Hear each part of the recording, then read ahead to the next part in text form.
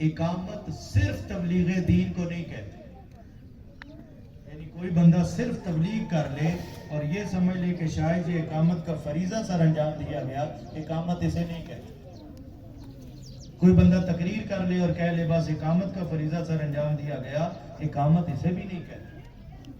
کوئی بندہ کتابیں صرف لکھ دے، صرف خطاب کر لے، صرف درس دے دے اور سمجھ لے کہ بس اقامت کا فریضہ سر انجام دیا گیا، اقامت اسے نہیں کہتے. اقامت کہتے ہیں کہ دین مسجد میں بھی نظر آئے، دین بازار میں بھی نظر آئے، دین گھر میں بھی نظر آئے، دین پارلیمنٹ میں بھی نظر آئے، دین عدالتوں میں بھی نظر آئے، دین ملک کے ایک ایک ادارے میں نظر آئے. جب ہر طرف دین کی قدریں نظر آئے، اس کو کہتے ہیں اقامت دین. اور اقامت دین اس کو سمجھانے کے لیے مفسرین نے جو اکثر نے مثال دی ہے وہ اقامت صلاۃ کی دی. دیکھیں قرآن مجید میں کئی مقامات پر اقامت صلاۃ کا لفظ ہے، اقیموا الصلاۃ کے ساتھ یا دیگر صیغوں کے ساتھ. اقامت صلاۃ ہر مفسر نے یہ بات لکھی جس نے اقامت دین پر بات لکھی کہ اقامت صلاۃ سے مراد صرف نماز پڑھنا نہیں. اقامت صلاۃ کہتے ہیں کہ نماز پڑھی بھی جائے. نمبر 1، نماز کی جتنی شرائط، آداب، واجبات، فرائض ہیں ان سب کے ساتھ نماز ادا کی جائے. نمبر 2، نمبر 3 کہ جو نماز کا مقصد اور پیغام ہے وہ نمازی کے وجود پہ نظر بھی آئے. اور چوتھی چیز کہ معاشرے کے جو بے نمازی ہیں ان کو نماز کی طرف لایا بھی جائے. یہ 4 کام جو اکٹھے کرے گا وہ اقامت صلاۃ پر صحیح معنوں میں عمل کرے گا. اس کو ذہن میں رکھ کے پھر اقامت دین کو دیکھنا ہوگا کہ اقامت دین سے مراد یہ ہے کہ بندہ اپنی زندگی میں دین پہلے خود لائے، پھر وہی دین جو اس کی اصل روح ہے اس کو اپنے جسم پر نافذ کرے، اور پھر وہی دین کی تبلیغ پورے معاشرے میں اس طرح کرے کہ دین پورے معاشرے کی ایک ایک گلی اور ایک ایک کونے میں نظر آئے. یہ اقامت دین. اور یہ کتنا ضروری ہے اقامت دین کا فریضہ. اقامت دین کا فریضہ اتنا ضروری ہے کہ اللہ رب العزت نے اس کو ایمان کے ساتھ جوڑا. سورہ حجرات کا اگر ہم مطالعہ کریں، دیکھیں میں نے شروع میں عرض کیا کہ نعمتوں میں عظیم ترین نعمت وہ ایمان اور حضور کی امت میں آنے کی ہے. اس ایمان، ہر کوئی اپنا اپنا سوچ رہا ہوگا کہ یہ ایمان ہے، یہ ایمان ہے، یہ ایمان ہے. ارے ایک ایمان کی تعریف وہ ہے جو خود اللہ نے کی. جو ایمان کی تعریف ہم سمجھتے ہیں یقیناً وہ اور ہے، اور جو ایمان کی تعریف اللہ نے کر دی ہے یقیناً سب سے بڑی، سب سے اہم اور سب سے حقیقت پر مبنی وہی تعریف. جیسے اقبال نے کہا عبد دیگر عبد ہو چیزیں دیگر. محض اپنی زبان سے کہتے رہنا کہ میں اللہ کا بندہ ہوں، میں اللہ کا بندہ ہوں، یہ اور چیز ہے. اور عبد ہو چیزیں دیگر، بندہ خود کہے کہ میں اللہ کا بندہ ہوں، یہ اور بات ہے. اور اللہ فخر سے کہے کہ ہاں یہ میرا بندہ ہے، یہ اور بات ہے. ہم خود اپنے منہ سے مومن بنتے رہے، یہ اور بات ہے. اور جس کو اللہ چن کر کہہ دے کہ یہ بندہ مومن ہے، وہ تعریف ہی جدا ہے. اور وہ تعریف کیا ہے؟ سورہ حجرات میں اللہ رب العزت نے فرمایا انما المؤمنون. انما کلمہ حصر ہے، اور کلمہ حصر کی لغوی طور پر علماء کرام بیٹھے خاص معنی ہوتا ہے.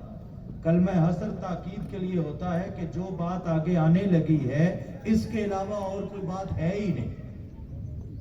گویا انما المؤمنون کا سیدھا اور آسان سا ترجمہ یہ ہے، اللہ خود فرما رہا ہے کہ مومن صرف یہ لوگ ہیں.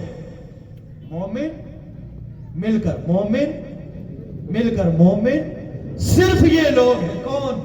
الذین آمنوا باللہ ورسولہ، جو اللہ اور اس کے رسول پر ایمان لائے. ایک چیز. ثم لم یرتابوا، پھر اس ایمان میں عمر بھر کوئی شک نہ کریں. 2 چیزیں. اور تیسری چیز وجاہدوا باموالہم وانفسہم فی سبیل اللہ. اللہ نے فرمایا جو اللہ اور اس کے رسول پر ایمان لائے उस ईमान में फिर शक न करे उमर भाई। और तीसरी चीज कि अल्लाह की राह में अपने माल के साथ भी और अपनी जान के साथ भी जिद्दोजहद करे, जिहाद करे। अब पहली दो चीजें तो कहीं ना कहीं हमारे ईमान में है, हमारी सोच में है कि हमने अल्लाह और उसके रसूल पर ईमान भी लाना और उसमें शक भी नहीं करना। तीसरी चीज अहम तरीन जो अल्लाह ने एक ही जुमले में इरशाद फरमा दी कि मोमिन फकत वो है जो ईमान भी लाए, जो फिर उसमें शक भी ना करे, और तीसरा काम भी उसी तरह करे जैसे पहले दो कर रहा है। और वो कौन सा काम? वो अल्लाह की राह में अपने माल और जान के साथ जिहाद करे। जिहाद का भी हमने माना ही बिल्कुल ये समझे बस मैदान जंग में बस तलवार लेके जाना, शायद इसी को जिहाद कहते हैं। यकीनन जिहाद के वसी मान और मफहूम में ये चीज है, लेकिन जिहाद का लफ्ज ये जहादा से, और जहादा कहते हैं कोशिश करने। अल्लाह ने फरमाया मोमिन फकत वो लोग हैं जो अल्लाह और उसके रसूल पर ईमान भी लाएं, जो फिर उस ईमान में शक भी ना करे, और तीसरा काम भी साथ ही करे कि वो अपनी जान के साथ भी अपने माल के साथ भी इस ईमान की और दीन की सरबुलंदी के लिए अपना किरदार भी अदा करे। अब वो कौन सी कोशिश है जिसकी अल्लाह ने फरमाया कि ये कोशिश करना ही तुमने? वो कोशिश कौन सी है? वो कोशिश वही है जिसके साथ अल्लाह रब्बुल इज्जत ने अपने हबीब को मबूस फरमाया। और वो क्या कोशिश है जो हमने करनी है? वो है हुवल्लज़ी अरसल रसूलहू बिल हुदा व दीनिल हक़ लियुज़हिरहू अला दीन कुल्ले। वो हर दौर में कोशिश यही होगी, और वो कोशिश कौन सी है? जो मकसद बेसते मुस्तफा है, हमने वो कोशिश करनी है। और वो क्या है? और वो कोशिश फकत ये है कि हर दौर में हर मुसलमान, हर मोमिन को इनफिरादी भी और इज्तिमाई तौर पर भी यही फिक्र लगी रहे कि मैंने दीन को बाकी तमाम दीनों पर गालिब कैसे करना है। इस गलबा दीन हक की बहाली ये सबसे पहली अगर तहरीक चलाई तो ये ताजदारी कायनात ने खुद चलाई, गलबा दीन हक की बहाली की तहरीक। और इस बहाली की तहरीक के जो पहले कारकुनान हैं वो सहाबा और आले बैत हैं। और जब ये गलबा दीन हक की बहाली हो चुकी, जब दीन की इकामत का फरीजा सर अंजाम दिया जा चुका, तो ऐन उसी लम्हे हुजूर ने काम किया। और क्या किया? मेरे आका ने बिलाल हबशी को काबे की छत पे खड़ा कर दिया। जब मक्का फतह हो गया, बिलाल हबशी को काबे की छत पे खड़ा कर दिया। इकामत दीन का फरीजा गोया वो है कि हुजूर ने ये बिलाल हबशी को ही क्यों खड़ा किया था? ये इकामत दीन का फरीजा है, वही तालीमात जिनकी तरफ हजरत जाफर बिन अबी तालिब इशारा कर रहे हैं, वही तालीमात है जो मेरे आका सुबह शाम सुनाते थे कि अब दीन आ गया है। अब ताजदारे कायनात फरमाते हैं कि मोहम्मद इब्ने अब्दुल्लाह और मोहम्मद रसूलुल्लाह की सूरत में मैं आ चुका हूं। अब इकामत दीन ये है कि मुआशरे से अब सूद का खात्मा होना है, मुआशरे से करप्शन का खात्मा होना है, मुआशरे से यतीमों पे जुल्म के खात्मे का ऐलान होगा, मुआशरे से बेकसों, बेनवाओं, मिस्कीनों, मोहताजों, बच्चियों और मासूम बच्चों, यतीमों, इन पे जुल्म के खात्मे होने हैं। मुआशरे से नाइंसाफी का खात्मा होना है, मुआशरे से जुल्म का खात्मा होना है, कत्ल गारतगरी का खात्मा होना है। ये सारी चीजें मेरे आका ने अपनी तालीमात में इरशाद फरमाई। आदरीन और सामीन, मक्का वालों को, इस्लाम दुश्मन ताकतों का, कुरैशी मक्का को, उन मुनाफिकीन को दावत से मसला नहीं था, तबलीग से मसला नहीं था। मेरे आका जब इकामत की बात करते थे, उन्हें इकामत से मसला था कि ये मोहम्मद क्या बातें कर रहे हो कि जिस सफ में अबू बकर उमर या सरदार बैठेंगे کیا اسی صف میں بلال بھی بیٹھے گا؟ یہ محمد کیا باتیں کر رہے ہو؟ معاشرے سے سود ختم ہوگا۔ یہ کیا باتیں کر رہے ہو؟ معاشرے سے کرپشن ختم ہوگی، معاشرے سے ناانصافی ختم ہوگی، معاشرے سے ظلم ختم ہوگا، معاشرے سے قتل ختم ہوگا، معاشرے سے بدامنی ختم ہوگی، معاشرے سے مسکینوں کے حقوق کا غصب کرنا یہ چیز ختم ہوگی۔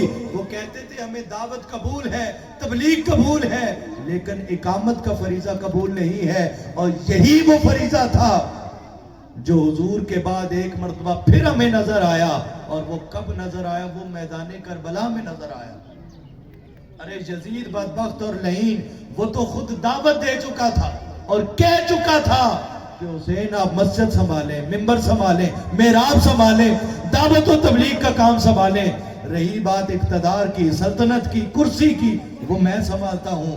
حسین ابن علی کی بے نیازی دیکھیں، آپ نے فرمایا یزید بدبخت سن، حسین کو تخت کی لالچ نہیں، حسین تو ٹھوکر مارے، اللہ نے کل کائنات کی سلطنت حسین کے قدموں میں رکھی ہوئی ہے، تخت کی حاجت نہیں۔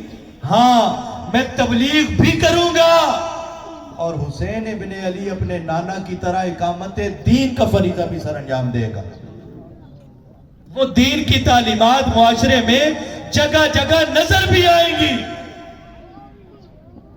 اسی جب کلش آئی، یزید کو تبلیغ تو قبول تھی، اقامت نہیں قبول تھی، مارکہ کربلا ہوا۔ پھر ہر دور میں اور عصر حاضر میں جب تک شیخ الاسلام ڈاکٹر محمد طاہر القادری صرف دعوت کا کام کرتے رہے، تبلیغ کا کام کرتے رہے، تقریر کا کام کرتے رہے، تب سب کو پیارے لگتے تھے۔ جب اسی طاہر القادری نے اقامت کی بات کی اور وہ کہا کہ طاہر القادری دین کی صرف تبلیغ پہ یقین نہیں رکھتا کہ تقریریں کرنے سے دین نافذ ہوگا، نہیں، آپ نے فرمایا طاہر القادری اقامت دین پہ یقین رکھتا ہے کہ آگے بڑھ کر معاشرے سے کرم